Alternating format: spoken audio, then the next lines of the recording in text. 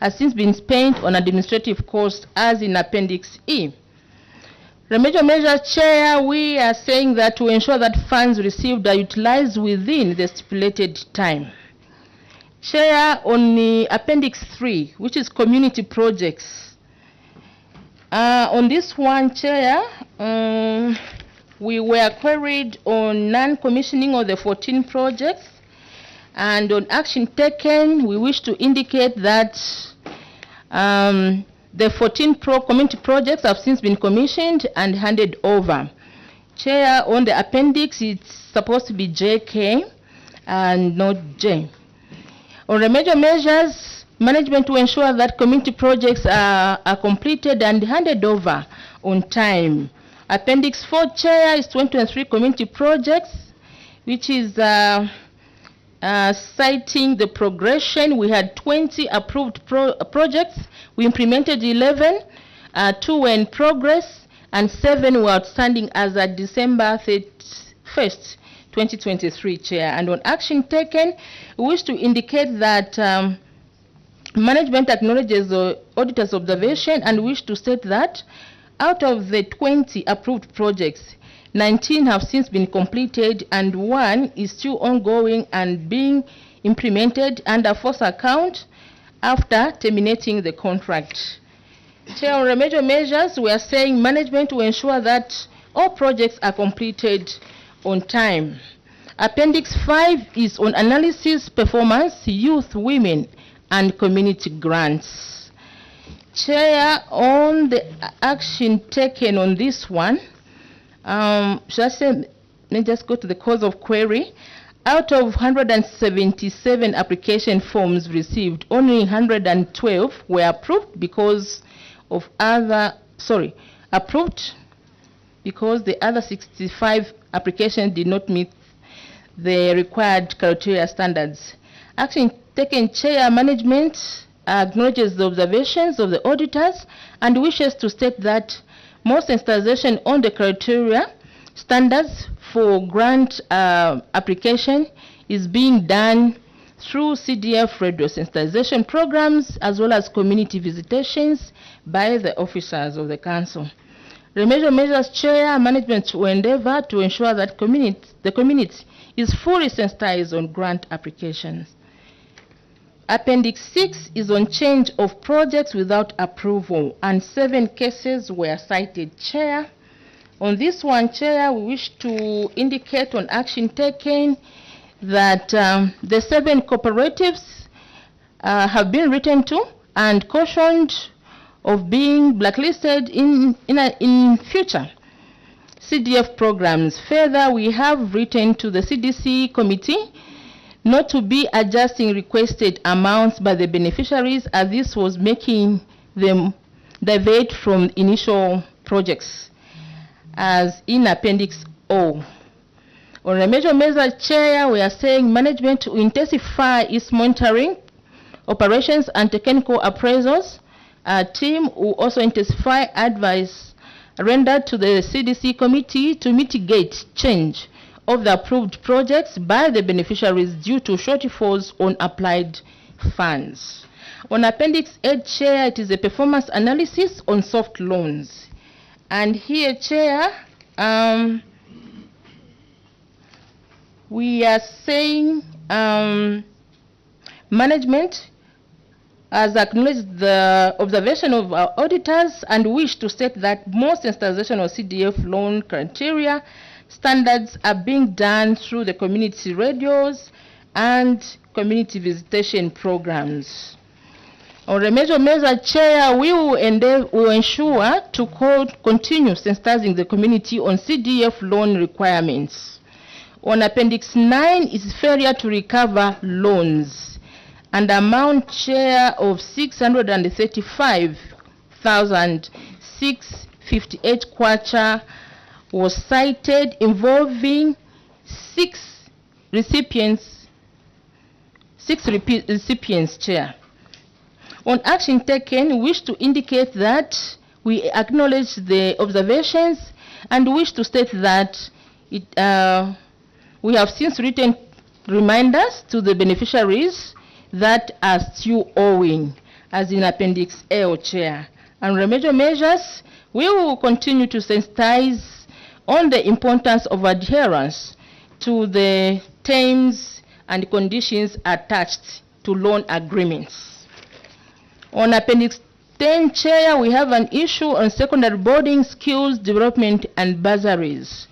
And on this one, Chair, we wish to state that the cause of query was that we received 1,319 applications and 515 applications were approved. However, the variance was due to failure by the applications to meet specific criteria.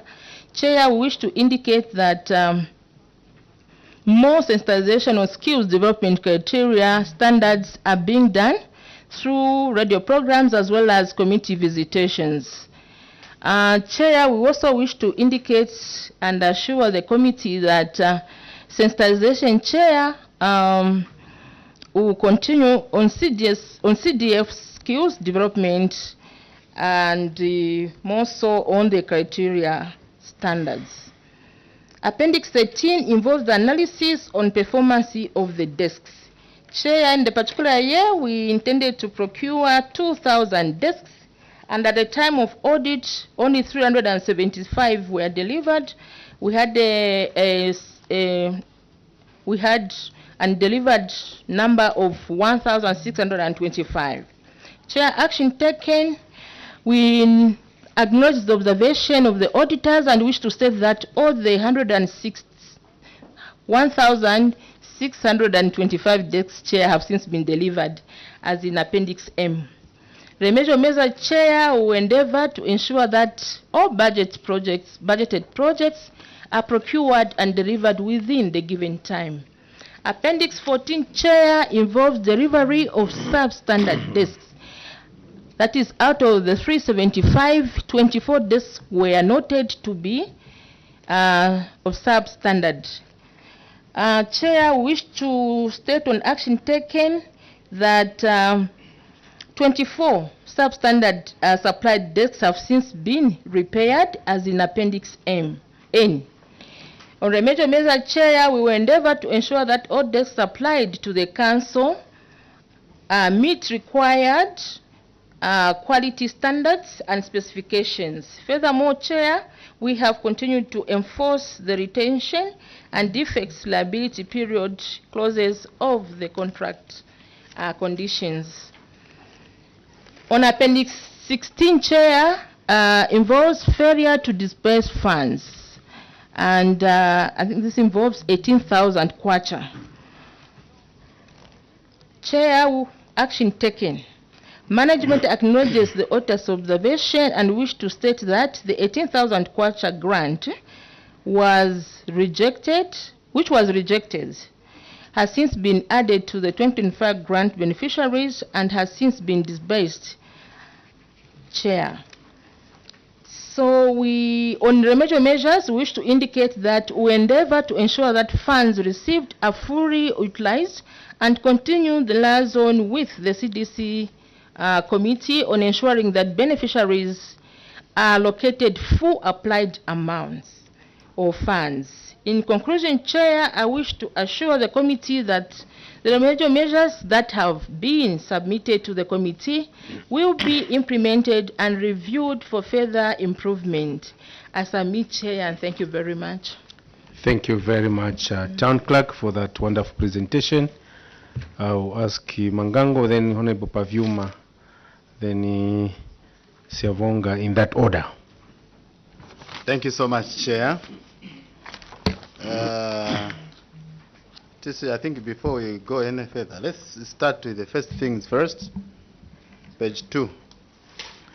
Let's go to page 2. Page 2. Failure to... sorry, Chair, I'm trying to reorganize so that the microphone can get closer to me. Page 2, Chair.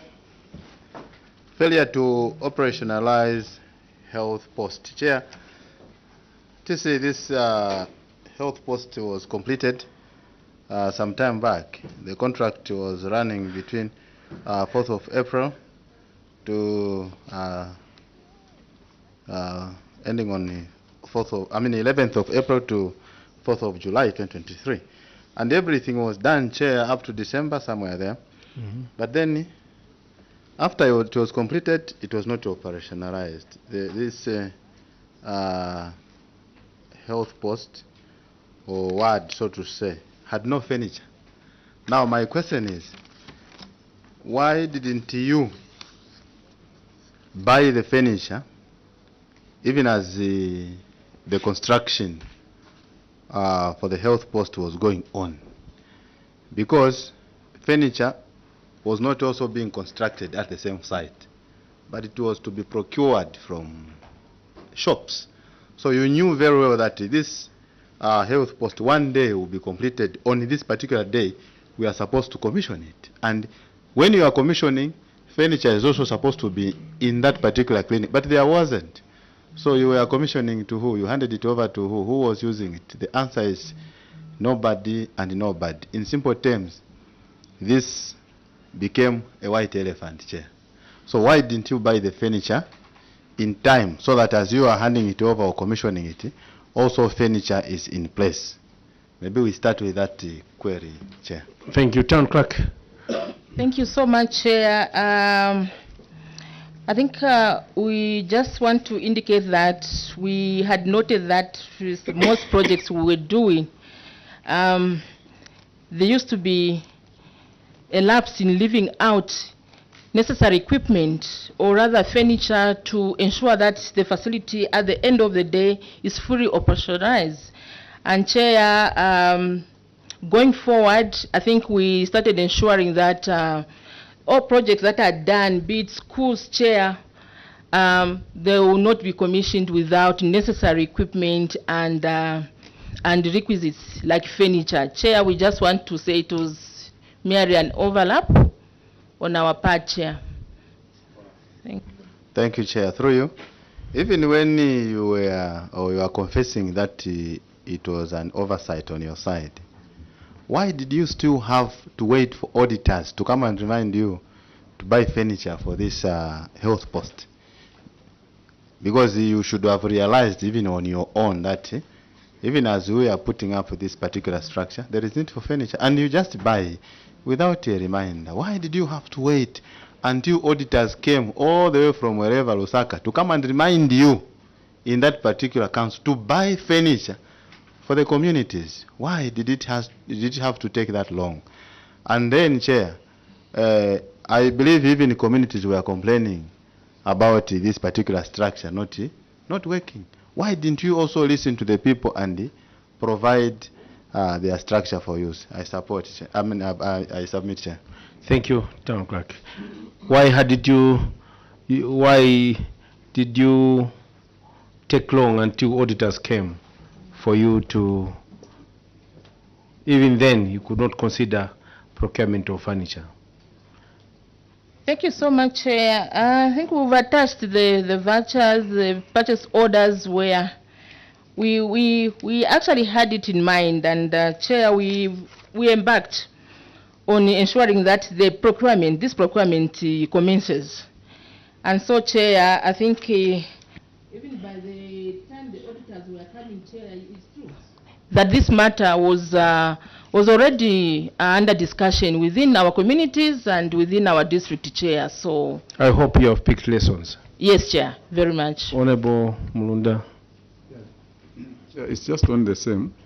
It's just a comment, not a question. That even as we are putting it TC, that it was underway. I think these questions, such questions are not supposed to be allowed to come over to the committee. Why? Because there are questions that we can easily resolve. Even when you finish the building, they're supposed to show something. Maybe the LPO say, no, actually we have started the process. So this is not even a query. We have started the process for the furniture. It's underway, so that they easily drop it there. Because the clinic has finished and you're in the process of doing it. So you should just show evidence that you have started the process, and then they drop the query. I thought I should just make. Thank you. Honorable Pavyuma. Thank you very much, Chair. Allow me to take the committee to page 7. Let's go to page 7. Query number 4, Roman numeral. Failure to spend bursaries, secondary school and skills development. Chair, and they've given us the exhibit on Appendix I.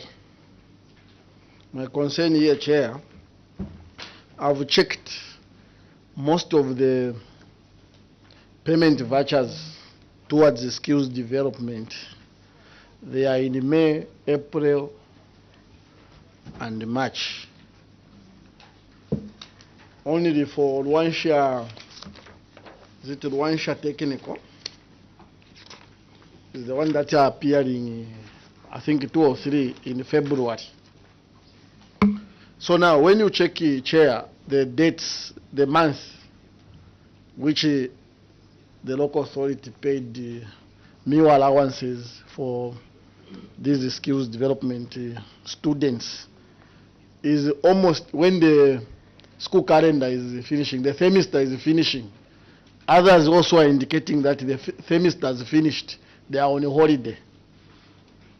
So my question, Town Clerk and your team, is, are you considerate to these young people who you have drawn from vulnerable families where their parents are unable to pay for them, especially a girl child, how they are living there, what they are exposing themselves for them to survive, because you know what hunger can do.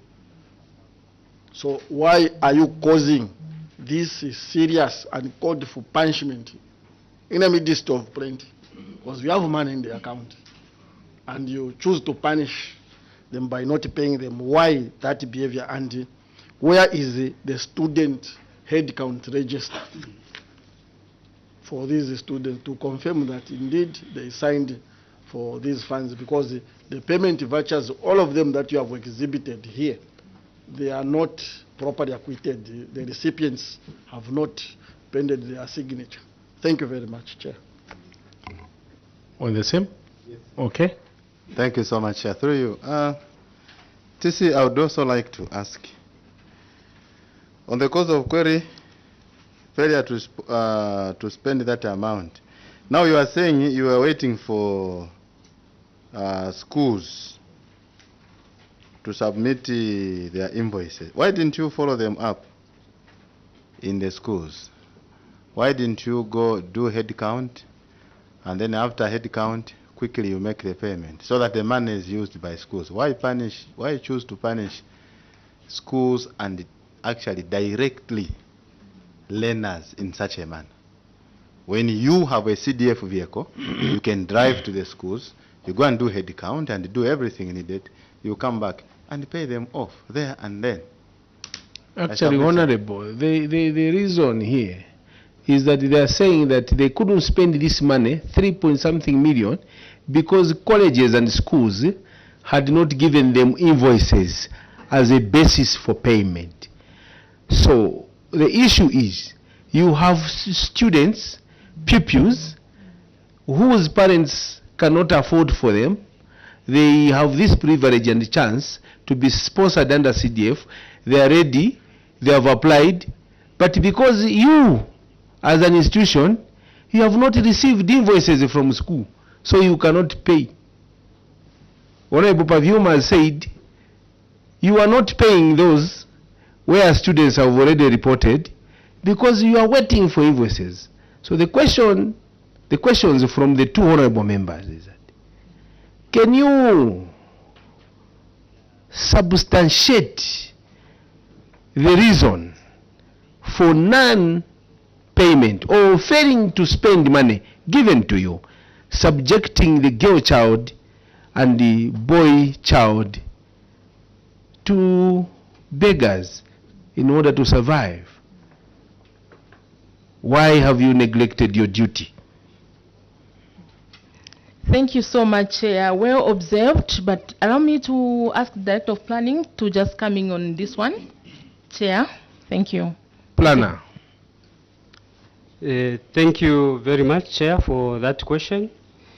Chair, there are two things here involved, the issue of meal allowance and the issue of payment for the tuition fees and other requisites. Chair, what we normally do is that when the students are going to school, they normally go with commitment letters where the council commits and then they start learning, and so they are not chased from the schools or these institutions. So once they report at the school, Chair, and begin the processes of being registering and of course learning, then they send acknowledgement forms together with the invoices. So that is the basis upon which the council makes payment. But Chair, we will note the query here.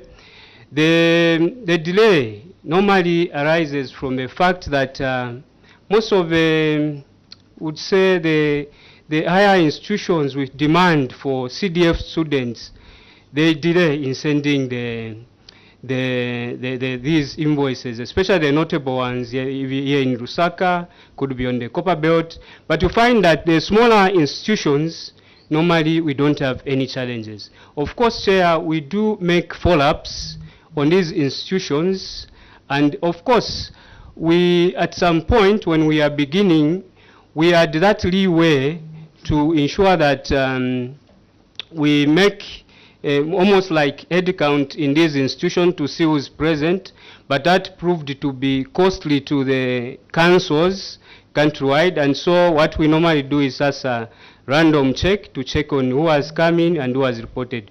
But we endeavor to make sure that they are paid. With regards to the meal allowances, Chair, for the students. Director, you are going around. We want you to be specific. The query is meal allowance, not spent. For meaning that students or pupils or students are in colleges, then you have not paid for them. Did you do the head count verification?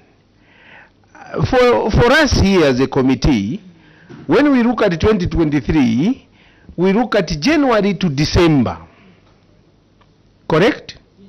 So from January to December 2023, 3 point something million is on page what? Let's go to page 7 so that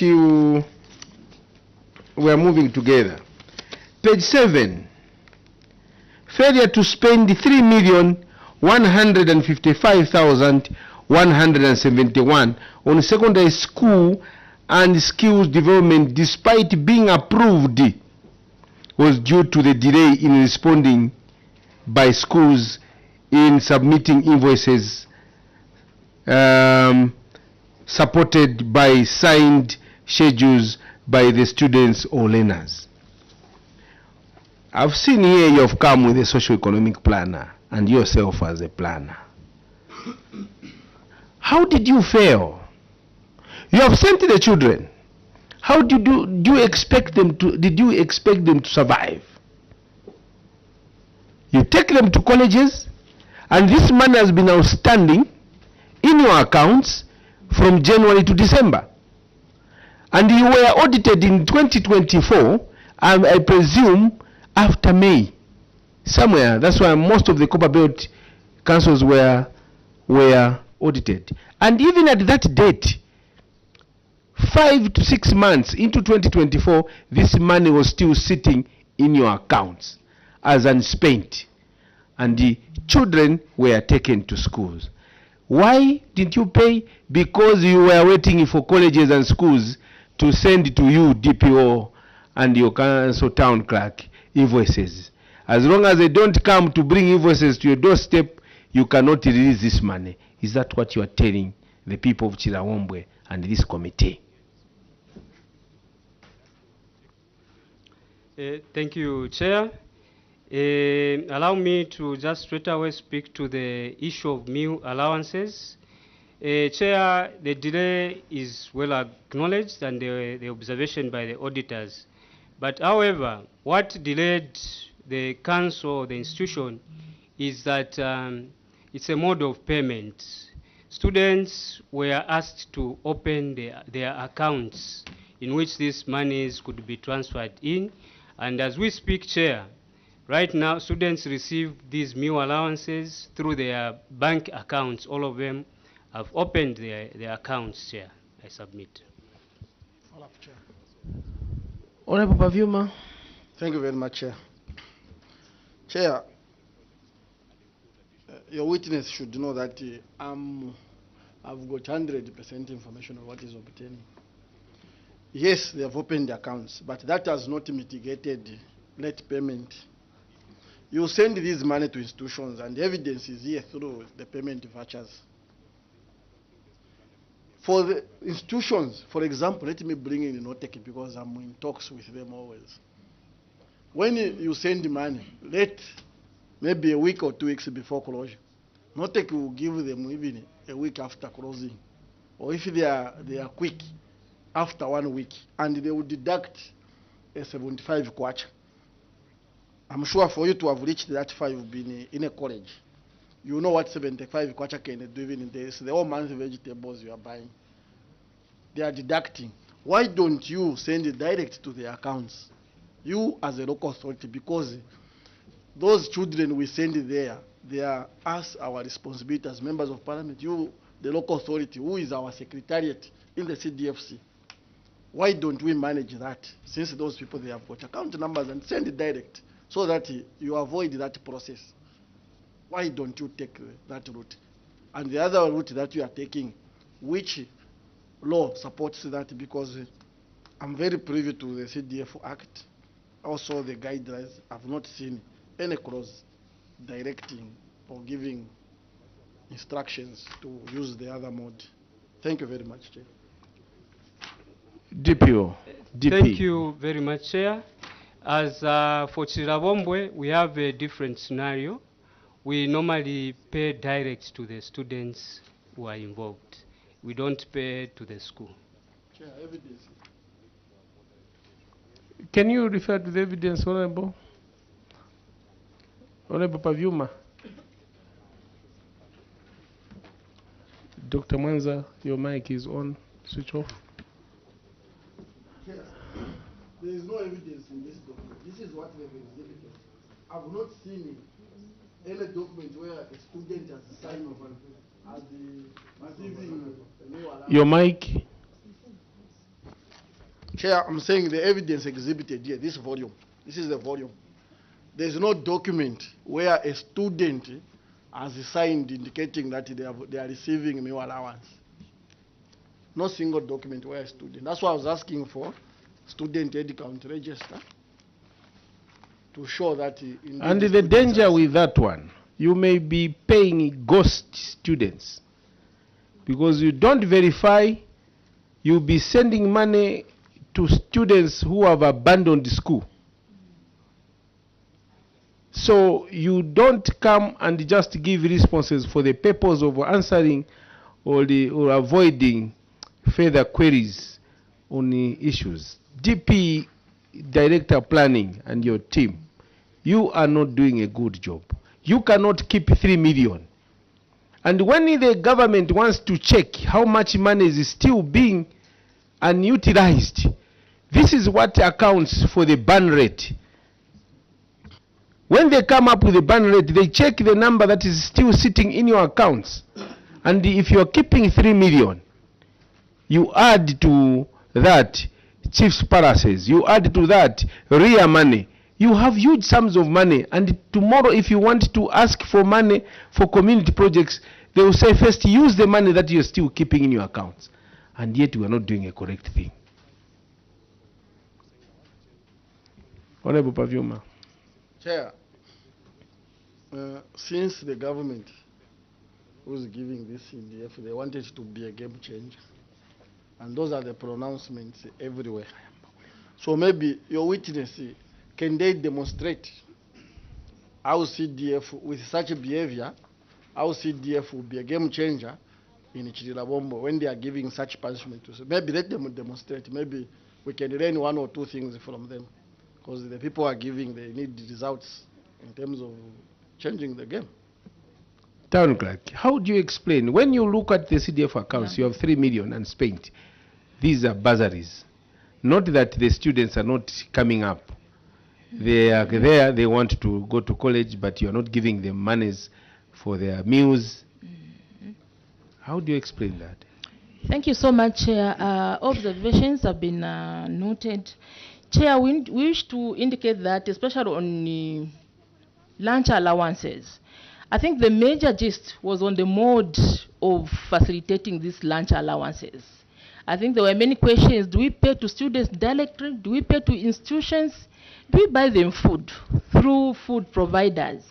And I think, Chair, finally it was settled that let the students be receiving money, because this was also, there was also other observations that perhaps institutions will be withholding to this fund, or maybe the issuance of the funds will also be delaying. Otherwise, Chair, we have a indication. Director of Finance, just come in. Ask Director of Finance, Chair, to just show how Yes, the monies DF. are being deducted for the lunch allowances. DF? Thank you, Chair. So if we go to Appendix I, on the name of payee, where it shows various students, those are meal allowances. So I'll give an example of a student who is at Evening Horn College. So this student was given meal allowance, and it's a payment of 11,025, where even the voucher is acquitted. Thank you, Chair. So deduct payments, Chair, are done to the various accounts, the bank accounts for the students. For the students or for the college? Chair, for meal allowances, it's to the students directly. Okay. Then tuition fees and other requisites, it's to the institution. Okay. Yeah, that information, I've seen it, where they are sending money to themselves in the name of meal allowances. So that's why I wanted the student register now. Students signing for those. I've seen it already. All the vouchers, you send the money to yourselves, to that account which you have put there. I've seen it already.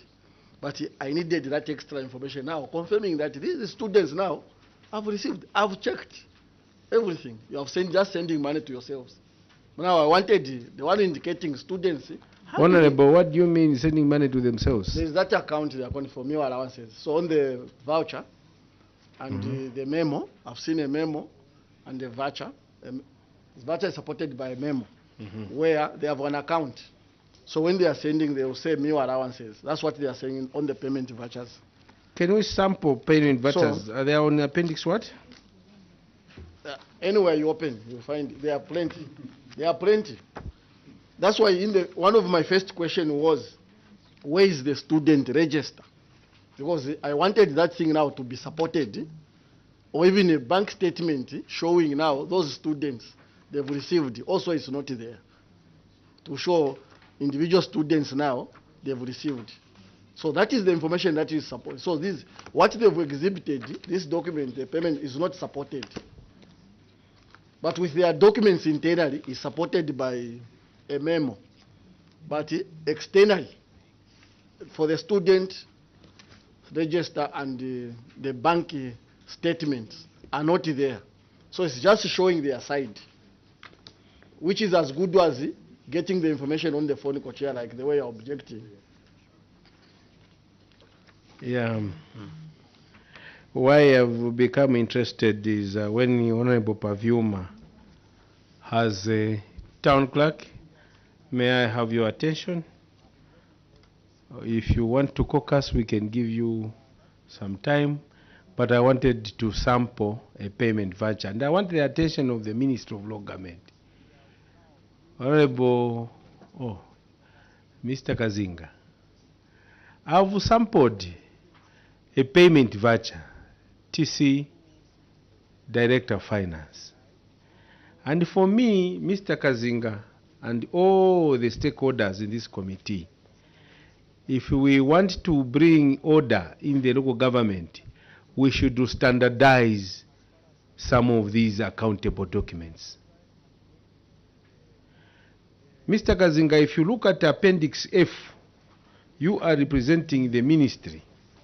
I want everyone to go to Appendix F.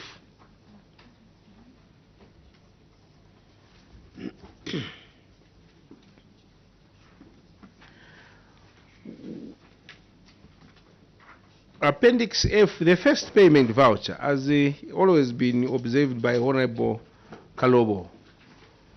Chililabombwe payment voucher, a payment made to Benlink Company. I know we shall come to that, but I wanted to tell you something, TC and your team, that we are not serious. If you look at the specimen, the elements of a payment voucher, there must be one who has prepared it. Of course, there's a payee and other details on top. One who has prepared it, one who has checked it, then you have authorizing officer, and the other one, you call them what? They must be the town clerk, whoever in that responsible office, DF, auditor, prepared by. Now, if you look at the payment voucher for Chililabombwe, one, the details. There is a director of finance, Gabriel Yui. Who is Gabriel Yui? Chair is now CS Mushindamo. Mushindamo. Sure. The same Gabriel Yui authorizes as head of department, but different signatures.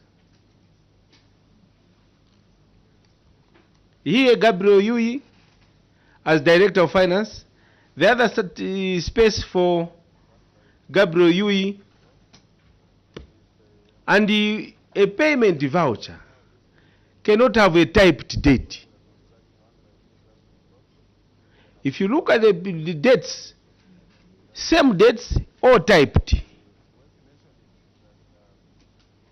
Now, I want to show you one. Just want to show you and the people of this country to see that there is a lot that we need to do, and I want the attention of the Minister of Local Government.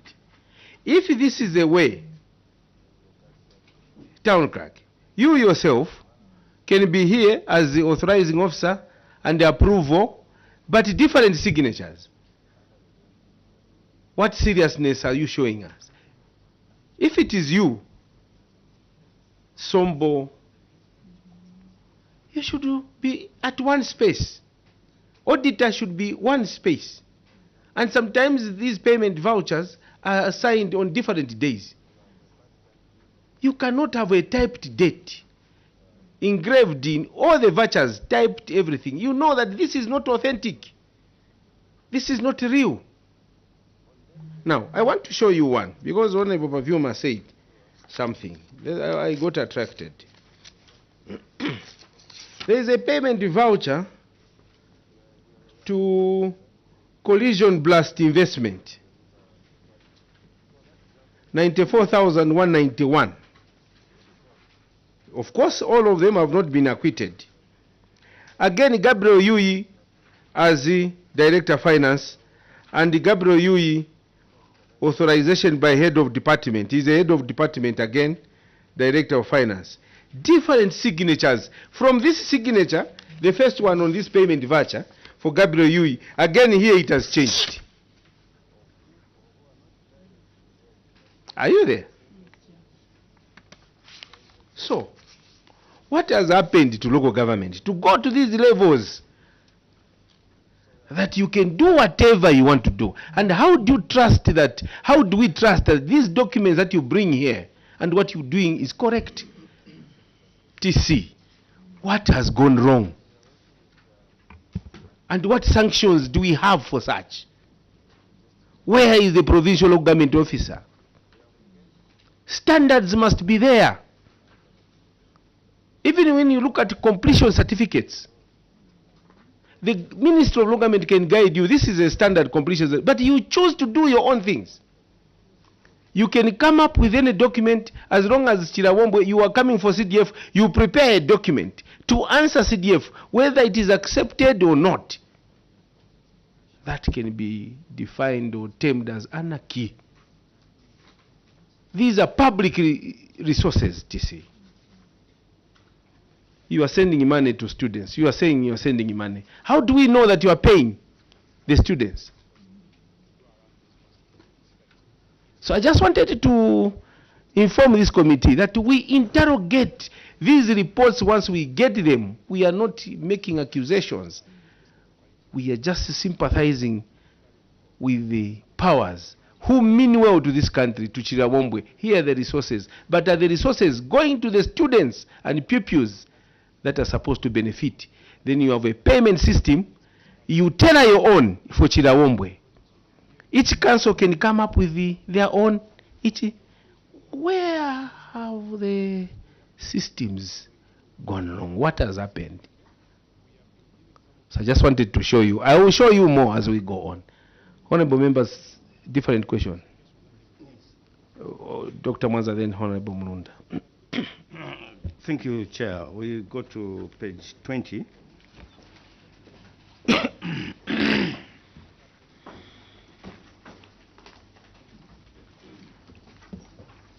Page 20 is showing the performance analysis of desks in Chililabombwe. And the table shows that they planned to supply 2,000 and they only delivered 375 and delivered was 1,625 by the end of the financial year. So the response is that, which is on page 21, is that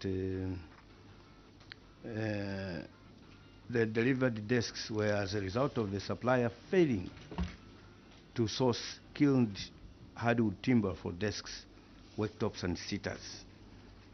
But since then, all the desks have been delivered. Based on this table on page 20, and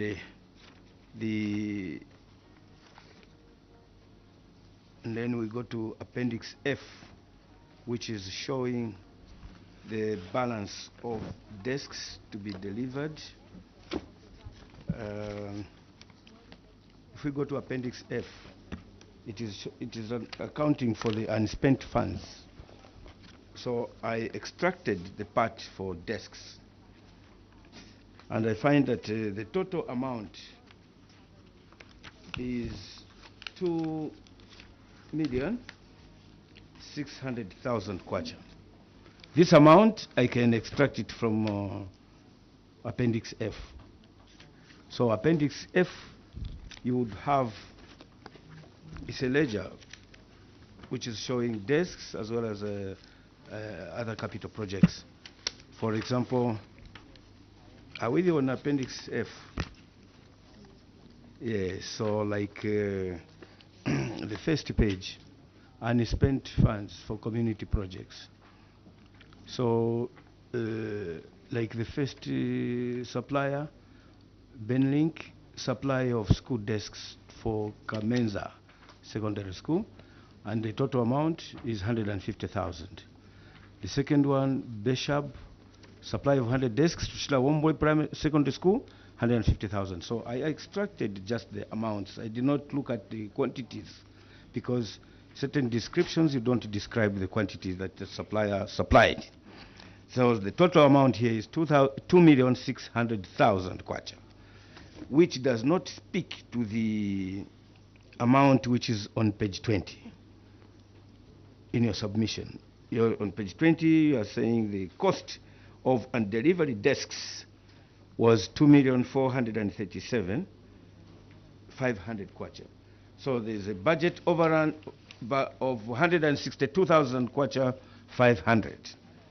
How do you explain, and including the source of funding for the balance? The second question on the same is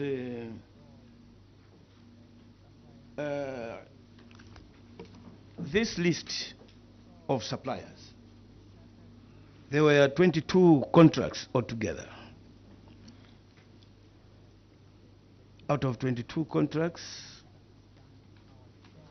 there are 2 suppliers that got more than 2 contracts to supply these desks. The rest had at least 1 contract per supplier. I can give example. Impangwe MPC has 2 supply contracts to supply the desks. And Premier Comcap has got only has two contracts. Others like Jacobson Investment has only 1 contract. Kabuswe General Dealers has 1 contract. Esperanza Fair Davis has 1 contract. My question is, it's a fair distribution of these contracts to these suppliers. Out of 22 contracts, each contractor, at least each supplier, enjoyed cake, at least. But these two suppliers had more than 1 contract. Furthermore, this Premier Cap, he is also a civil contractor. He also constructed a classroom block. So was his contract to supply desks part of that cost, contract for the civil works, or what is his specialty? Anyway, procurement, what is your take on other suppliers getting more than 2 contracts, more than 1 contract? And if we go to Appendix M, now addressing the issue on page 21, showing the delivery of substandard desks. In the year under review, by the time of audit, you had already supplied 375 desks. Out of that, you sampled, and there were only 24 that were defective. And these 24 represent 6% of the delivery, which in statistics is normal. Now, the reason why these desks were defective is that you are saying that this was due to the fact that the supplier used wet timber, which later warped after delivery and inspection. And you then said that out of the 24 substandard supplied desks have since then been repaired. My question here is, the supplier for these desks, the 24 defective ones, what material specification is specified for the supply of desks in Chililabombwe? Okay, we And can did the supplier comply with the specifications? Yes. As specified in the contract? Thank you. I think you have taken note of all those questions. Please, you can respond to them. Thank you so much, Chair. First of all, we wish to indicate that as Chililabombwe, indeed, we had so many players to participate, especially where desks are concerned. I think the idea was we had a lot of responses, but also that like the Honorable has mentioned, the cake needed to be shared. I'll request the PO to respond, Chair, on the aspect of why 2 projects for certain cited companies are not 1. And then Director Engineering will speak to the issue of what were the specifications on the timber, Chair. Thank you. Thank you. Procurement officer. Thank you, Chair. For the desks, all the suppliers had gotten an equal share of the desks. So all of them were supplying 100 desks. For these ones who have 2, it's showing that they supplied 50 and they were paid for the 50. And then after they were paid for this 50, that's when they delivered the remaining 50, which was also paid for after they delivered. So maybe just guide us as we agree. Maybe we attempt to agree with you. Will cite us to the actual okay, so we can appendix. go on the. It's still under Appendix F. F. Yes. Okay. On the unspent community funds, the second page, on 8th April 2024, where it's showing supply and delivery of 50 desks for Ipangwe MPC. They were paid 75,000 for the 50 that they supplied at that time. Which page of the date of supply? The first page on the Appendix F, the date of supply? Yes. So I think the payment is showing 8th April. 8th April.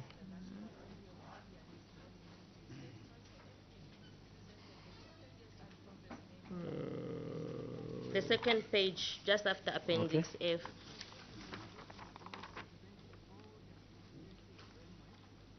Mpungwe MPC. For this, you didn't indicate the quantities. 50 is they indicated, yes, 50. Their orders, they were all supposed to supply 100 desks. So for some, they supplied all the 100 and later requested for a payment for the 100 desks supplied. Then there were those who were not able, like this one, Ipangwe was a cooperative, so they supplied the 50, then they got a payment for the 50, then they later supplied the remaining 50, of which they were also paid for. So if I got you right, sorry, through the chair. If I got you right, you're saying the ceiling was 100 desks per supplier. So this supplier can maybe sign 2 orders, but the total quantity at least should be 100. Is that so? No, they all received 100 for one order. So the order was stating supply and delivery of 100 desks. But if I take you to the same Appendix F, the first supplier, Benlink, supply of school desks for Kamenza's secondary school, the amount is 150, which is the 150,000, which is 100 desks. Yes. The second contract under Benlink is also 150,000 kwacha. Yes. Which is 100 desks. That is 200 desks. Yes. This one supplier. No, these are 2 different suppliers. The first one is Benlink, then the next one is Besheb. Besheb, okay. Okay, noted. Honorable Mnunda. Is it a new question? Okay. New question. I'll ask my question, but on that one, on this one which she was just explaining, I've also seen on the 17th May, the supply by another company of 50 desks. I want us to go to page 12 and the page... Let's go to page 12. Page 16 is the same question. Okay.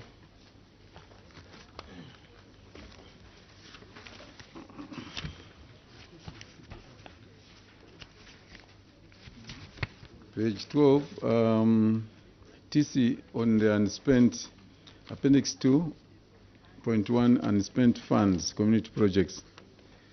Management response, the failure to spend the 12,994,431 on community projects was due to 1, design change which led to rescoping, 2, failed procurement leading to retendering of some projects, 3, limited capacity by local contractors, and 4, poor workmanship and poor quality led to an unpayment. This is unpayment. Or to non-payment. Non-payment. Okay. Payment, Chair. Non-payment. I just want to find out, TC, these are great effects or things that will hinder development or utilization of public funds. So I want to find out the status now. Do you now still going back to retender? Do you now still have low capacity in terms of the local contractors, which will lead, of course, to poor workmanship? So I'm very interested on the local contractors. What is the capacity as of today? Because in 2023, these are things that delayed the projects. These are things that made you not to spend the money. But what is the status now? Are you still recovering? Are you still retendering? Do you still have low capacity in terms of local contractors? Or these are things of the past that now we're able to perform and spend the money? Chairperson, I thank you. Thank you. Town Clerk. Thank you so much, Chair. Notably, I think the situation has highly improved. It's true, Chair, that at the very beginning, we had difficulties, especially our contractors, adapting to the EGP system. But I think we took several steps to ensure that we brought everybody to speed. We engaged this PPA. We came to train them on that one, and at least a number are able to engage the EGP system, Chair, as they apply for a number of contracts. I think on the workmanship, Chair, we want also to indicate that at the very beginning, when CDF was enhanced, Chair, we saw an emergence of new contractors on board as well as veteran contractors. And Chair, we can now speak that most of the contractors actually, we have local contractors in Chililabombwe that are really very good.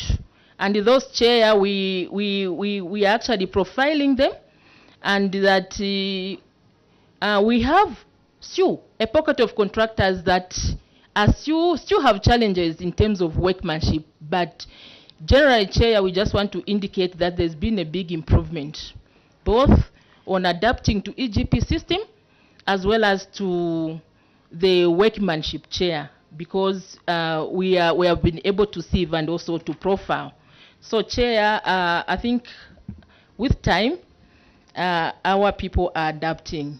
Thank you. Yeah, just a follow-up on that one. When you look at this area of community projects, these projects are identified by the WDCs, meaning that it's a bottom-up approach. Yes, the Chair. people in the communities, they will indicate what is a problem, their need, what they want to be done. Some want a health post, some want a classroom block because children are learning under trees, or they're learning in churches, or there's no space. So they identify these projects. They come to the council. First they come to the CDF committee. Then the CDF committee will approve. Okay, this you had, for this particular year, 2023, you had received 15 million just for community projects, which Honorable Mulunda has indicated. 15,269,337 as monies that you received for community projects, and these projects were identified. As at December 31st, 2023, you had a balance from 15 million. First, you had spent only 2,274,906. In English, this English, they will call you that low uptake. Is it, Honorable Mulunda? That means the utilization is low. The absorption rate is low. So you can only spend 2,274,906 for the entire year. Then you have a balance unutilized 12,994,431, which Honorable Mulunda has indicated. 85% unspent money. Now, you have given reasons why, as Chililabombwe, this money was not spent. And you have gone further to indicate, number one, there were changes in designs. You have not told us, as for example, a 1x3 classroom block, the designs changed. We need to know, because this has come from you.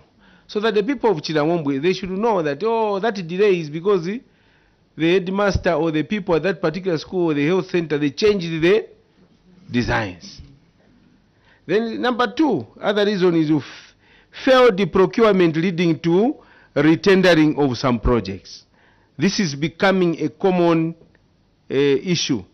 We needed to know procurement. What challenges? Maybe the justification is what the town clerk has indicated, that capacity on the side of the contractors. But what is the problem on the side of the council? When you discovered in the first quarter of 2023, second quarter, what did you do? Because you cannot just blame the contractors. Why do town councils, their absorption rate is higher than municipal councils? Those are the questions. Then the other reason, number three, which Honorable Mulunda brought out, limited capacity by local contractors, I've already mentioned. Then the last one is very scaring. Poor workmanship and the poor quality led to non-payment.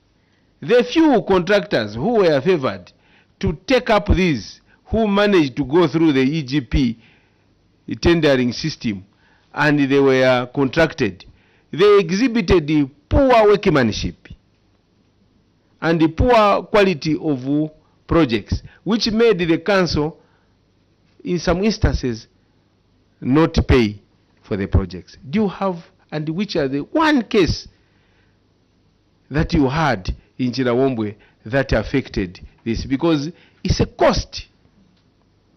And the poor workmanship, where I'm leading to, is I'm speaking to the director engineering, director planner, especially engineering. What is your role? Even with that vehicle that the government has given us to say, through this we are buying centrally, monitoring vehicle to monitor projects every week, every month. That's your job, to ensure that there is, the workmanship is to standard. Now, you fail to a point where you even refuse to pay, that no, we can't pay for this. At which point did you realize that the contractors were doing wrong things? Town clerk, I may speak to the engineer through you. Thank you, Chair. So that the people of Chililabombwe know which were those projects which led to you failing even to pay. Thank you, Chair.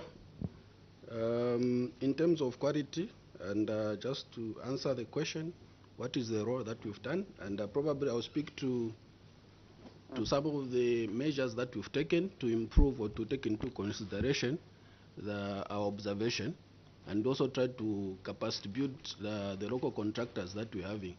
Because it's our understanding. We have heard from the town clerk, yes, even the meetings that you have done. We want you to specifically, what led your department to fail to supervise? In short, you are the director engineer. Your role is to ensure that the contractors who come to do the works are doing the proper job. At which point did you fail, and which are these projects? Thank you, Chair. We were monitoring, should I say inspecting, and our inspections were tailored on frequent times, and also we had milestone stages which we agreed with the contractors. So it was not like inspection at once, then we reject. We were doing stage inspections, which we are even implementing now. And one casing point which I can mention, one of the project is the maternity annex of Chitambi, in Chitambi ward. We had challenges in terms of just some few finishes, especially on plastering, and also the way the reviews were done. And we had to engage and guide the contractor how to go about it. And the project was, eventually it was a success. So we are doing inspections on several occasions to ensure that our contractors are up to speed. Chair, submit. Honorable Mulunda, follow up. Director, engineer, your explanations are very good. But the question that is coming from the chair is that we want to marry your inspection to bullet number 4, the poor workmanship and non-payment. So what the chair is saying, do you have a project that where you felt actually as a local authority that here we can't pay? Do you have one project so that at the end of the day your people will not say, no wonder they didn't pay, the council could not qualify that building? Director. Thank you, Chair. Yeah, one case in point which I think we've attached in here is the issue to do with the 24 desks. The inspection was done, and later on it was picked that it was of poor quality, and that is the payment was not done until the corrections were done. Then we had to pay the supplier. So same applied to the of course, in our submission, I've just quoted what can speak to the question as what we are doing. But we've been making corrections as we were working. Honorable Mulunda, follow up, then Dr. Mwanza. Just a short one. So, Director Engineer, we can now safely say, is that the position, can we safely say now that those that are here listening to you now and watching you from that school where the desks were condemned, they are of substandard, can they smile as we listen, smiling to you, because you are telling us, is it now the status that everything is okay and our kids are sitting on desks nicely? Is that the position now? Through the chair, yes, that's a position, and we even attached the pictures of the desks that were corrected. Submit. I will allow Dr. Mwanza follow up, then Honorable Mwene. But they should answer my earlier questions, eh? Yeah, the area question was on I think you still remember them. Okay, yes. Yeah, I'm just triggered, of course, with the reasons on page 12. The unspent funds were, that is page 12, the unspent funds were 85%. And the management has given reasons as to why these funds were unspent. The reasons, when you are giving the reasons, you have to evaluate all the capital projects. Chililabombwe has done more than 18 projects before. And there you do a statistics, the performance of those projects, both from the contractor side, procurement, and so on. That is when you list the reasons as to why there was about 82%, 85% unspent. So, my question is on design change, which led to rescoping. How does design change on a project lead to contribute to funds not being unspent? Also, how do we understand this word unspent? Are we talking of monies that haven't yet been allocated, that monies that haven't been ring-fenced to a project, or monies, including the monies that are already on a signed contract? A contract is signed that is contract sum of so much, but the absorption by the contractor is affected by such kind of like poor workmanship. He's delaying to claim his money because you have to certify the works as of quality. So this 85%, if the definition of unspent means that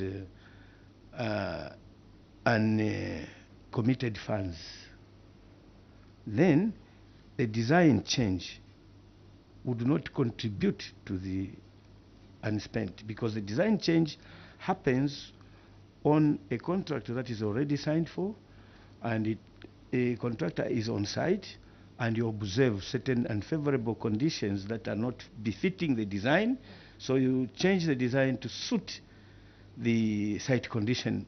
In that way, you cannot say those funds are unspent. So just want to seek clarification on that. Unspent here, is it including funds that are ring-fenced on a contract, or funds that are sitting in your account uncommitted to a contract? Because these categories, we need to be very clear, because if funds are seated in your account without committing to any project, the reasons that would lead to explain such funds would be procurement issues, the GPs and so on. You have the intentions, you advertise, and then the tender fails, so the funds wouldn't be committed until the tender process goes through. So you'd say those funds are unspent. Now, this one, yes, how? Due to design change, does it make the money to remain unutilized? Engineer. Thank you, Chair. Our understanding of unspent, I think it tackled a number of issues. Then to speak directly to the issues of design, these were committed funds. They were assigned to a project. Now, because of the design change that we had, we couldn't move at the pace that we were supposed to move according to the schedule. Hence, payments were not made towards that contract. So it was committed in terms of the contract that we assigned with these contractors. The case in point is the Kasumbalesa 1x3 classroom block, where we had a design change, and that led to delays in terms of executing the works. Follow up. Then I'll ask you to respond to the area questions from Dr. Mwanza. Then we'll move to another question. In that case, engineer, the sentence here is, the wording here is wrong. Because if the money was committed, you would have added it on your narration here, that the unspent money are all monies that are committed. But as far as the committee is concerned now, this money, for instance, on the design, before you even put a value to that project, you realize, no, we needed to put 2 more rooms there. So the money remains as a broke figure. And all these reasons that you have given. But if the money was committed, this wouldn't have qualified. We would have said the monies have been, all the monies are committed, but what is delaying? Probably reason number 2, the procurement process. But all the monies are already committed. But as it stands here, it's that the broke figure is still there. One, there are changes before you even start committing the monies. The money remains there untouched. So I thought the wording here Thank you for changed. the guidance. Thank you very much for that guidance. It's very simple the way he has explained. That's supposed to be, because this one, if you are changing in design, most of the time, even the cost of the project, the amounts change, they change. So that is not committed money, because there is a variation to the area. So that is the unspent money, because you are still dealing with the change of design. As for what he has said, it is the best to say the total amount of this is already committed to progress that to projects that are work in progress. This one so much, this one so much, this is the total amount for these projects. Then you know that this is committed funds. So when you put it as unspent funds and you put this committee is very critical. At this point we have mastered the art. At least we know no jargon can pass us, and we have our director engineering here from Wuhan University, Dr. Aaron Mwanza, director in civil engineering, and another doctor from Siavonga, another doctor from Mangango. So we understand these things. So you must be careful as officers as you come here. It's not the way you may think. We understand more, especially being here for long. We understand the jargon and everything that takes place. And that's why we are able to interrogate and help our government to state where do we have a problem. And that is our role. Honorable Mangango. Thank you so much, Chair. I would like to lead the take TC note, to... before you do that, Yes. there was a question from Dr. Mwanza that has been skipped for some time. Let's allow the Director Engineering to respond to that, and Finance. So we shall come to Mangango. Thank you, Chair. The question was to do with what specifications of materials that we specified on desks. Chair, in terms of frame, we had steel frames that we are using to fabricate the desks. Then the worktops, we are using hardwood timber. One of them was mukwa timber, as well as rosewood was also acceptable. So those the materials that were initially specified in the desks that we are submitting to your committee, Chair. Thank you, Mangango. I'm interested because in some other councils somewhere, they use the rosewood, and then later, from now onwards, the performance of that rosewood timber is not satisfactory. So they gave us an indication that they are no longer going to use rosewood, but they would be using MDF, medium density fiber. So because I'm not mentioning the council, but of course you are in the same Copper belt. So, and now on your side, you are still you're accepting rosewood, and then mukwa, and these. For this particular supplier who had 24 defective desks, he must have used, of course, this very material. How do you rate the performance of rosewood and mukwa as a hardwood on the other desks that you have supplied? Remember, you only supplied 375 at the time of audit. You only supplied 375 desks at the time of audit. Out of 6,000. Out of 2,000 desks. 2,000. And you had the balance of 1,625, which of course were supplied later. The sample, in terms of defectiveness, were just sampled over the 375. But we don't know the performance of these 1,625, as they are all made of hardwood timber worktops. Do you have an indication, or rather the experience that MDF would be better? Because this is, we are in the same environment. You are in the same environment. So if MDF is best, then it could be an instruction to all the councils in the Copper Belt to use MDF to worktops. Before I allow the Director of Engineering to respond to that, I think where I'm seated, I'm privileged to give an opinion.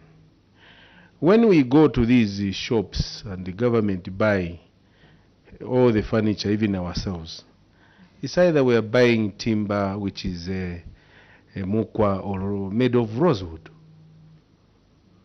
Quality. Even in councils, they do that. But as the reasons for poor quality to be attributed to a particular species, it may not be the good reason. The issue is the timber, rosewood. Once it is not cured or treated, it has not reached that level of curing. It is wet and it will warp. So the reasons for having these is because at the time that these suppliers of desks, they are not patient to have the timber treated. And we don't have experts or people from the council to see before you make the desks, is the timber well treated? Is it ready? If you get that, and is it of the proper quality required, the desk will not have those problems. And the other reason is that the desks, and I remember in my council, they have stopped using you call them joint, doc, where you have on one desk you have two pieces. That has been discarded by the District Education Board Secretary in Chasefu. If you're making a desk, all the suppliers should have one board. But initially they were supplying those double. Over time, the opening is there. The pencils for the children, they drop. And you know what it is. And the writing becomes a problem. So over time, that has been the case. So MDF could be one of the materials used. But it is not preferred because rosewood or mukwa is a body type, no. It's the way these materials are treated. So I thought I should give that position, knowing that what has happened. Although on the copper belt there's been a directive. And if you look at that directive from the DEBS, we cannot even fault the DEBS or blame him. He said due to the ban of rosewood, there was a ban on the timber. So when there is a ban, then the material for the same become a problem. The councils are waiting for desks. So they said due to this ban, you can revert to, you can go to MDF. So if the ban is lifted and people can supply proper desks made of rosewood or mukwa, it is fine. But it is all in the office of the director engineering to see to it what type of desks. Reject them before auditors. How do you reject desks after audit? That's why we mentioned, are you working according with that monitoring vehicle? You're not supposed to be in offices, directors of engineering. Most of the time, 90% you're supposed to be out in the field. Planners and everyone. Then that is the ideal local government system. Honorable Mwene. Thank you so much, Chair. I think this is the conclusive question now.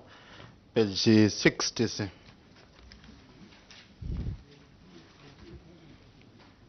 We shall come to that. Let's go to page 6. Yes, Chair, page 6, irregular approval of applicants above age limit. Chair Bumfurira enrolled... it is Chililabombwe? Sorry, Chililabombwe, yes. Chililabombwe. Chililabombwe enrolled a student 38 years of age at Luancha Technical and Business College at the total cost of 12,210 kwacha, which is against CDF guidelines 5.3.4.2D. My question is, where did you get the authority to enroll overaged people? And 2, have you paid back this money? Because this money is meant for youths below the age of 35. You decided to give to someone above age. Have you paid it back? And 3, this particular person of 38 years, was this your relative who you wanted to help out, or what really inspired you to go against the guidelines? I submit, Chair. Thank you for that wonderful question. Town Clerk. Thank you so much, Chair. I think I'll start from the very bottom of the question. The involved student chair, no relations attached.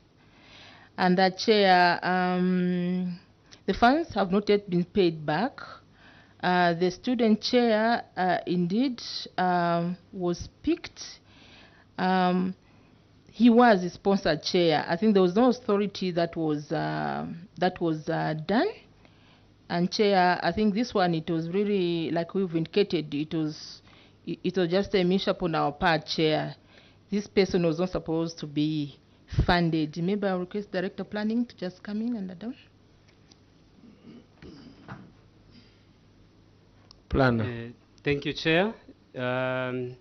Indeed, Chair, at the time of processing, there was over 1,000 applications that the socio-economic planning or unit was indeed tackling. So I think there was overwhelming application, especially 2022, 2023, when the CDF was enhanced. And at that time, not so many people or officers were involved in the processing or screening, and hence this mistake, Chair, as the TC has indicated.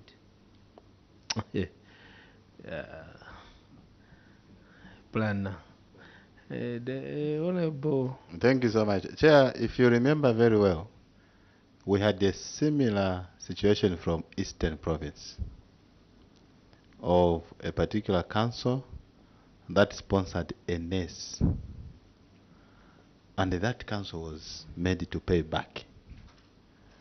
So how special is this case that, Chair, they cannot pay back this money? Because this money is not meant for this particular arena.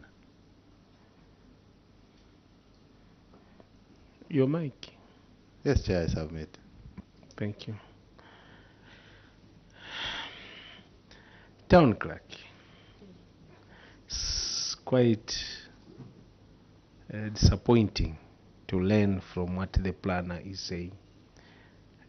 This is under his department. One thing that I know, he has got socio-economic planner, sometimes a planner in that department. If you look at their job descriptions, what they do every day, reporting, he cannot give that justification. This is a selected student, not those who were rejected. What we know as a committee is that that process is called appraisal of application forms. Even from the origin, when the WDCs are forwarding, they are forwarding application of youths below the age of 35. You get my point? True or false? In case one is missed, recommended by WDC, it goes to the CDF committee. The recommended applicants are the ones who have been well scrutinized by the planner and his subordinates. Scrutinized in the sense that they have looked at all the issues, checking, ticking according to the guidelines. This Aaron Mwanza, Dr. Aaron Mwanza, is he beyond 35? Darius Murunda, is he beyond 35? Is he within Chililabombwe or is coming from Chasefu? They go through that, and those are the few who are recommended and approved. Not the 1,000 he's talking about. Those who have been submitted for approval. From there, these are recommended, having been appraised by his office and approved by the CDF committee. So, at which point did you realize that this person was not eligible? That is the reason why Honorable Mangango, Member of Parliament, has said, was he connected or related, that you can even go ahead and pay for that person who is above age. Then auditors are the ones who have discovered. What does the DPO, socio-economic planner, what are they doing in Chililabombwe. So the DPO has pierced my emotions by stating that they had over 1,000. We are talking about those who were recommended. Looking at the PES money, you know that this is the number we are picking. From each ward, we are going to pick these.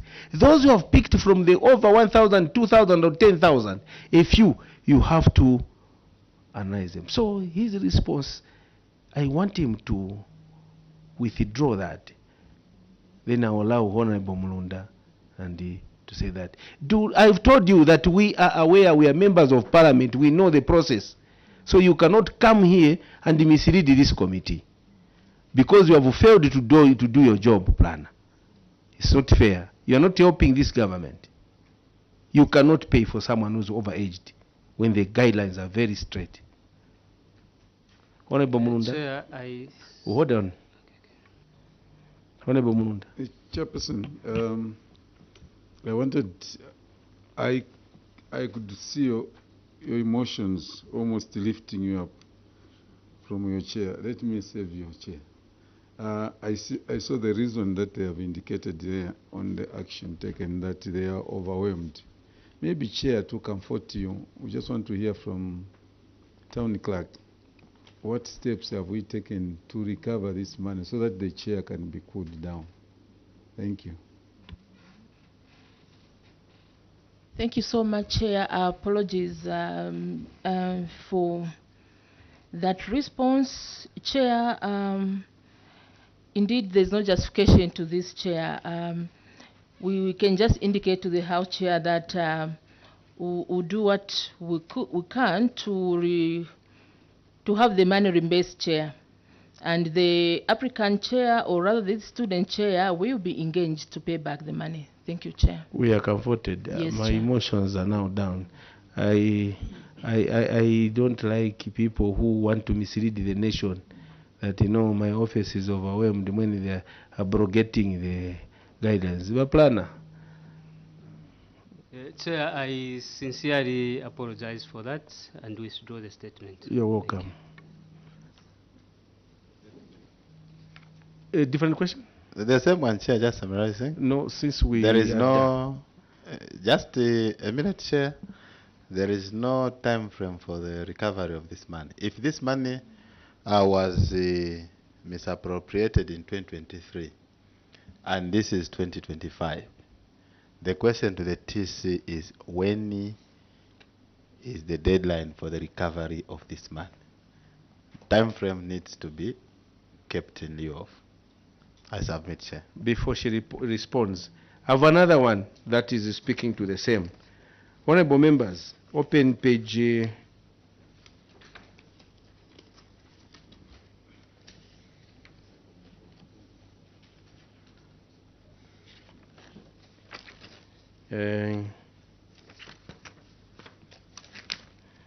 should be page 1.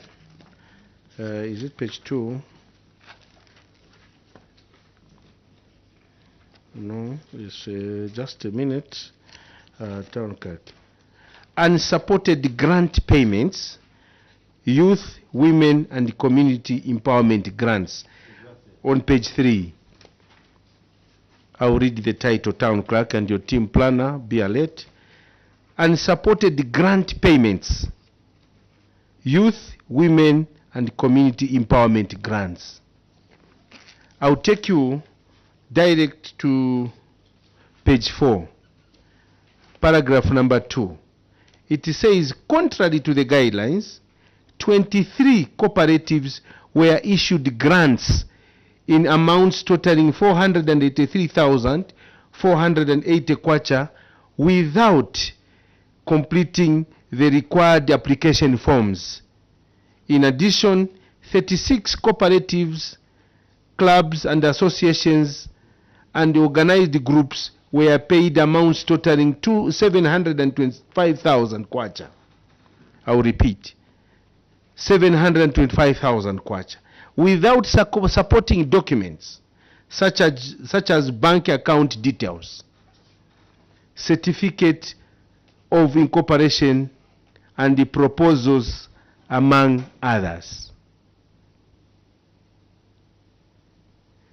Cause of the query. Management acknowledges the auditor's findings and wish to state that the 23 groups beneficiary application forms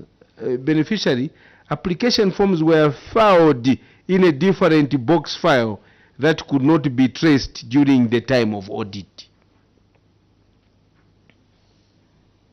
In addition, the 36 cooperatives, clubs, associations, and organized groups that were paid without supporting documents such as bank account details, certificates of incorporation, and the proposals were due to misfiling and movement of documents during payment process. It comes back to the planner and then you, town clerk. How do you make payments to cooperatives without certificates, to groups without requisite qualifications? The auditors come to your council. Maybe it is, we say, no, we paid accordingly, but the box file went missing. The auditors do not come for a day or a week, a number of days, and they have meetings with you. Then 725,000 paid to cooperatives. Again, another amount, 200 and something. How do you explain this, Mr. Planner? And when you had that engagement with the auditors, why didn't you show this box file that was moving on its own from one room to another? It's a serious issue. Maybe I learned from you. Town clerk. Thank you so much, Chair and Director Planning. Thank you, Chair. At a time of audit, these applications could not be traced. But however, Chair, as we have indicated, the payments are only done when all the necessary documents are attached, as exhibited, Chair, by Appendix B. I submit, Chair. Yeah, just to say that, Chair, I think what I might take, Chair, on this one, we just have to up our record keeping. Because, Chair, indeed, it is an issue that this House has already been raising on issues missing during audit. Chair, we just want to indicate that the filing system would just have to be up, Chair, on our part. Thank you. Honorable Mwene. Chair, it's disheartening that most councils tend to be losing documents, especially where it involves payments and so on. I think it's just imperative that they be reimbursing these monies, because there's no basis of misfiling or loss of documents, but payments have been processed and then you fail to keep the documents in order.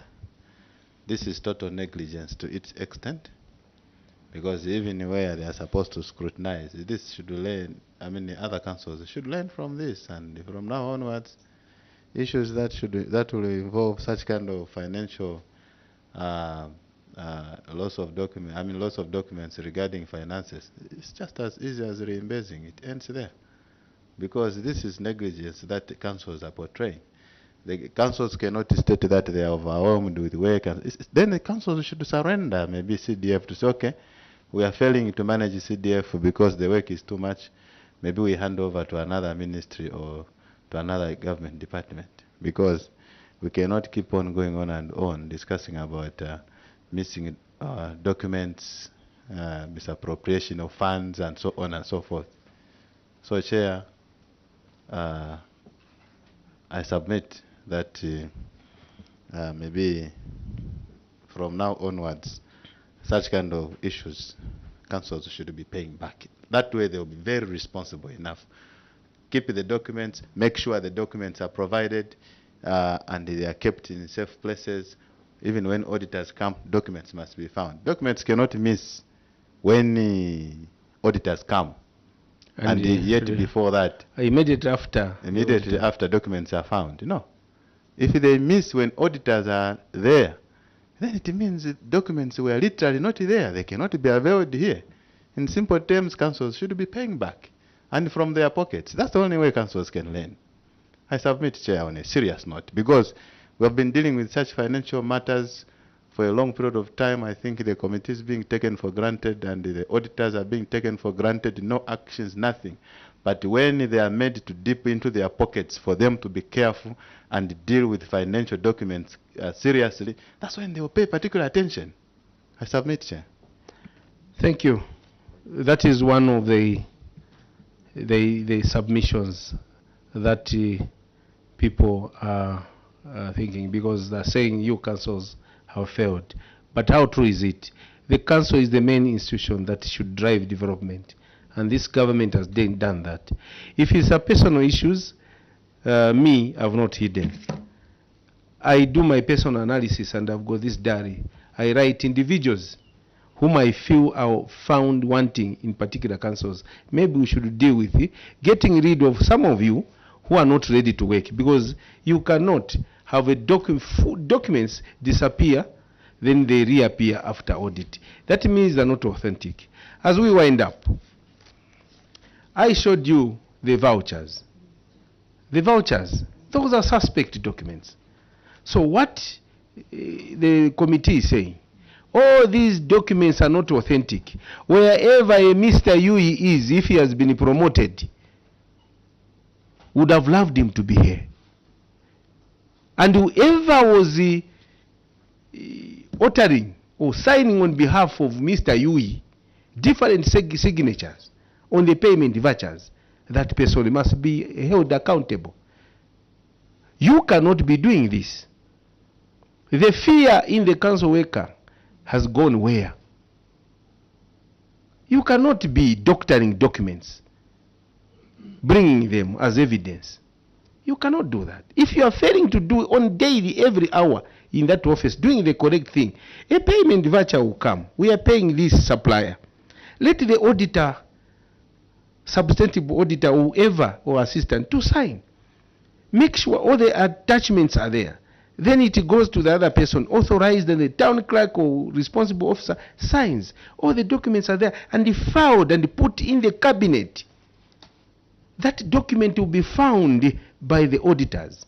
Actually, there's a rule or law that you cannot throw away accountable documents for you keep them for over 10 years. It's 10 years. Well, I still remember that.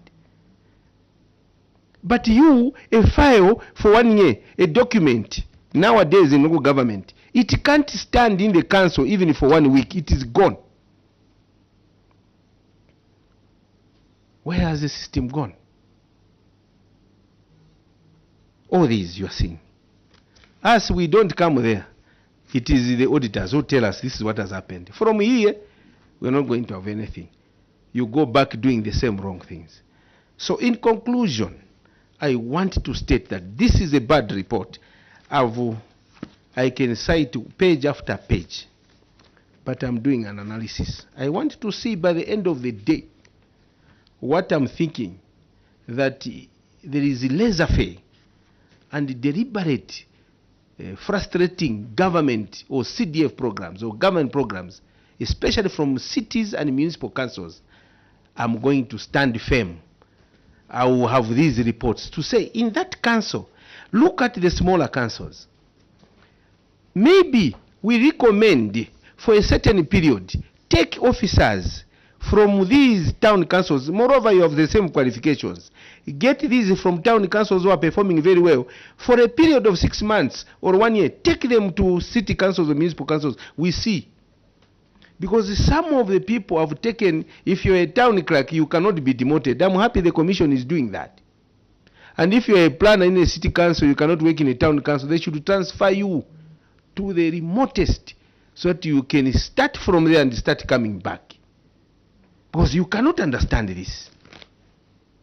So we are making individual and the institutional recommendation. So far, not very impressive. The government has taken CDF, and development of President Hakainde is in using the councils. He is actualizing the decentralization. We have been talking about decentralization, and now he's giving resources, matching resources, no more than what we expect is being given to the councils. Go and do what you're supposed to do. But alas, so go and put your house in order. This is a very bad report, Chililabombwe. The other observation, finally, is that if at all there will be room, let the town clerks and chief officers, council secretaries be part of the CDF. Most of the chief officers, you only appear to this committee. You detach yourself from what is happening, and yet the buck stops at you. You are the responsible officer. You don't even know these projects. You are letting your subordinates do this.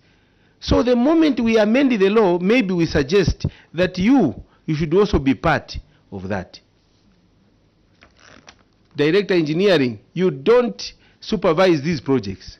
In every project, there is a register, auditors.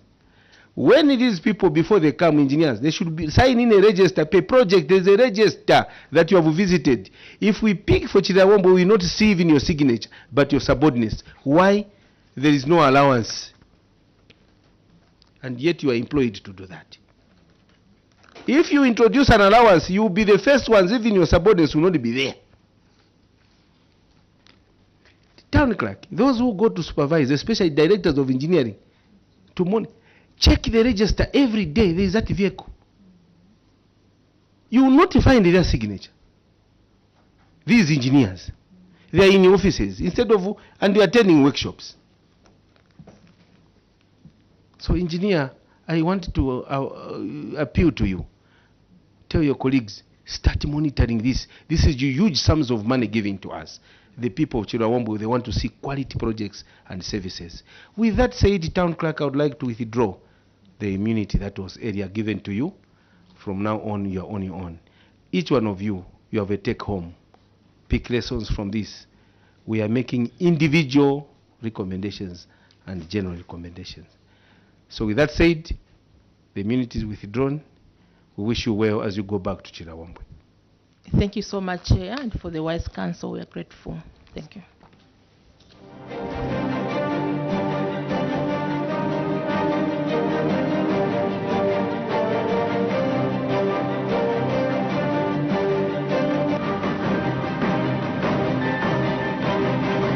Thank you so much. Good afternoon. This is Parliament Television, the station dedicated to bringing Parliament closer to you. Now, the Committee on Local Government Accounts is considering the report of the Auditor General on the Constituency Development Fund, CDF, for the financial year ended at 31st December 2023.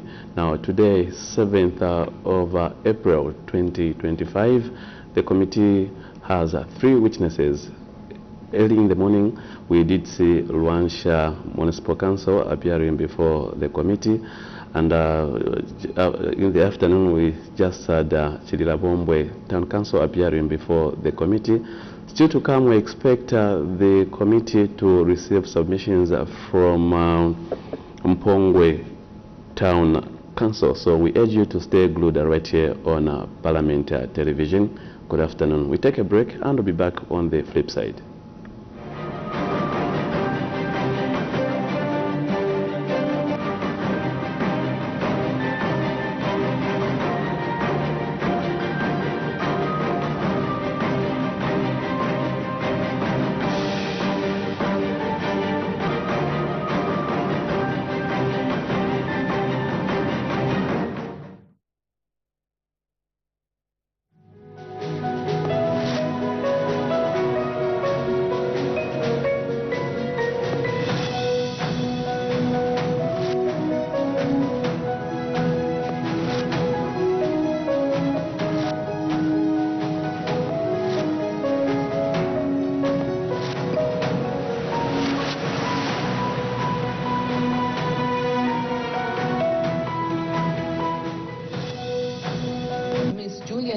Is Chifunabuli Member of Parliament in Lopule Province under the Patriotic Front. She sits on the Committee on Government Assurances and the Committee on Parastatal Bodies. Being an educationist, Ms. Nyemba is passionate about education and wants to see to it that the people of Chifunabuli get educated. My names are Julian Inyemba, but I have got also a funny name, which is a nickname, Mfranki, which is known by all the people from Chifunabuli. But in the education sector, being a teacher by profession, I'm known as Mrs. Kapia. I was born in Chifunabuli district at the place called Mutapa in Chief Chitembo's area in the Mission Hospital on the 31st July 1962. Then I went to Luwe Primary School for the Catholics, where I did my grade 1 to grade 7. Then from there, I went to St. Mary's again, another Catholic school in Kawambwa, where I did my grade 1, my Form 1 that time to Form 3. Now, due to financial difficulties, I got a transfer. I came to Sanfia Secondary School, which was closer to my home, where I did Form 4 and Form 5. From there, after a year or two, I went to Master Teachers Training College, where I trained as a primary school. Then I taught in various schools like Lukwesa Primary School in Iluwa, Obama Primary School, when I got married to my late husband, Mr. Aloysius Kapia, who died in 1991 in a car accident. Then from there,